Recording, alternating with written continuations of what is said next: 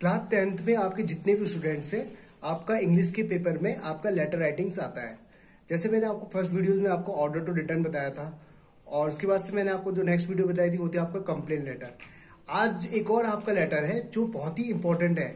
ये भी आपका अगर आएगा तो आपका 10 मार्क्स का आएगा, और ये आपका कम से कम आपको इसमें कुछ नहीं है, बस 2-4 चीजें चेंज करनी है। ऑलमोस्ट सेम वैसे ही है, बस कंटेंट में थोड़ा सा चेंज आएगा।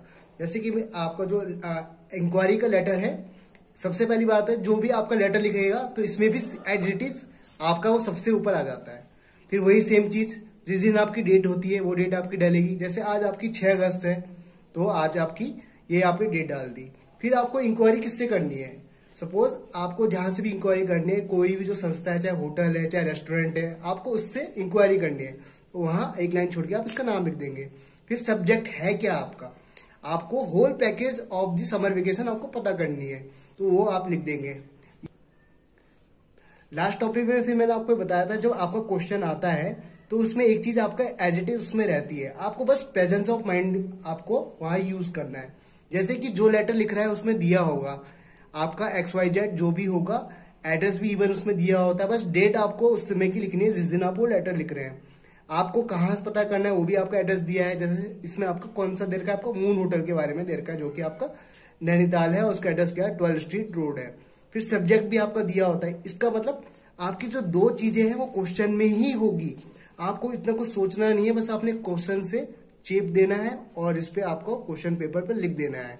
उसके बाद से आपका बस कंटेंट है कि आप क्या है, I am the resident of Ashok Nagar, और आप क्या पूछना चाहते हैं, आप पूछना चाहते हैं I want to ask the package of 4 days and 3 nights in your hotel, कि आप जानना चाहते हैं कि 4 दिन और 3 रातों का कितना खर्चा होगा, क्योंकि आप अगले महीने अपने फैमिली सहित यहाँ पे आना चाहते हैं। We are 5 members.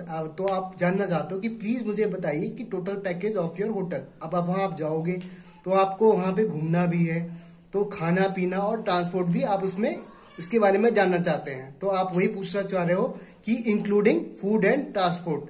तो उसके बाद से जब आपका ये लेटर हो जाएगा फिर सेम वही चीज आपका XYZ जो आपका सेंडर नेम है वो आपका नीचे भी आ जाएगा। तो आपका सेंडर नेम जो आपका क्वेश्चन पेपर में सपोज अगर मोहन है तो मोहन यहाँ आ जाएगा, और वही चीज आपका नीचे भी आ जाएगा।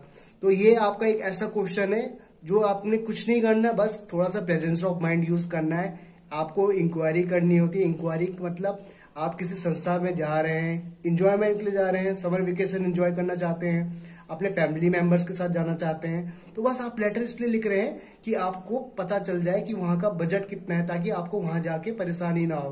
तो इसलिए आपका इंक्वायरी लेटर लिखा जाता है, और इसमें कुछ नहीं है, सेम चीज जैसे कि बाकी के लेटर में लिखा था। सबसे पहले आपका सेंडर का नेम, फिर आप एक लाइन छोड़ेंगे, आप सीधा आप डेट डालेंगे, फिर एक लाइन छोड़ेंगे आप जिसको आप लिख रहे हैं उस संस्था का नाम, होटल है, रेस्टोरेंट है, धर्मशाला है, जो भी है।